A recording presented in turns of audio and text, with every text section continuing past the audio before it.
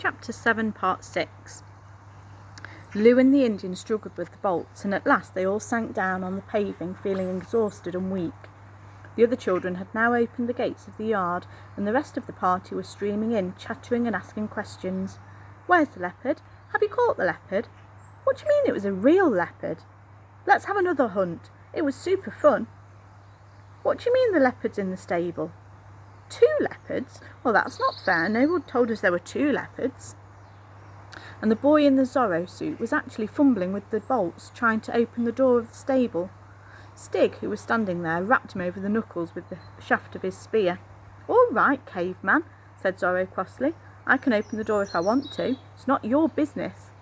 But Stig turned his spear round and threatened him with the point, and Zorro retreated, saying, "No need to get nasty." Then suddenly all of the windows of the big house blazed with light, and out came the voice of Mrs. Forkham Green. Children, you're all to come in at once. Everyone inside as quick as you can." She sounded as if she was almost frightened of something. As they all trooped round to the front of the entrance, they noticed a big truck in the drive, and strange men standing around, and some of the men had rifles. Mrs. Forkham Green was standing on the steps, flapping her hands. Come along," she cried. "It was so naughty of you to go outside. 1, 2, 3, 4, 5. Just go into the hall and stand still while I count you all." They stood wide-eyed in the hall as Mrs. Forkham Green slammed the big door behind her, leant against it and counted the guests, and muttered to herself, "Oh dear, how many should there be? Little Jonathan couldn't come because of the measles, and then there's Betty Strickwell, she didn't answer." The children began to join in with helpful voices.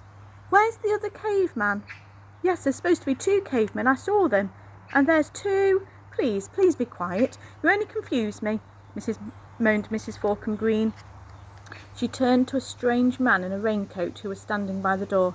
"I think they're all here, Mr. she said. "Would you like to explain?" "Sorry to spoil your party, kiddies," said the man. "I'm from Bottom's Circus, and I'm afraid one of our animals got loose from its travelling cage, and it must be somewhere about here. But don't worry, we'll soon catch him." There were excited gasps and whistles from the children. Then Lou spoke up. "It was a leopard, wasn't it?" she said. The man looked at Lou. "Yes, girlie," he smiled. "Like you, only a bit fiercer." And Barney stepped forward. "It's all right, sir," he said. "We put it in the stables, me and Stig and Lou. I'll help you get it out if you like."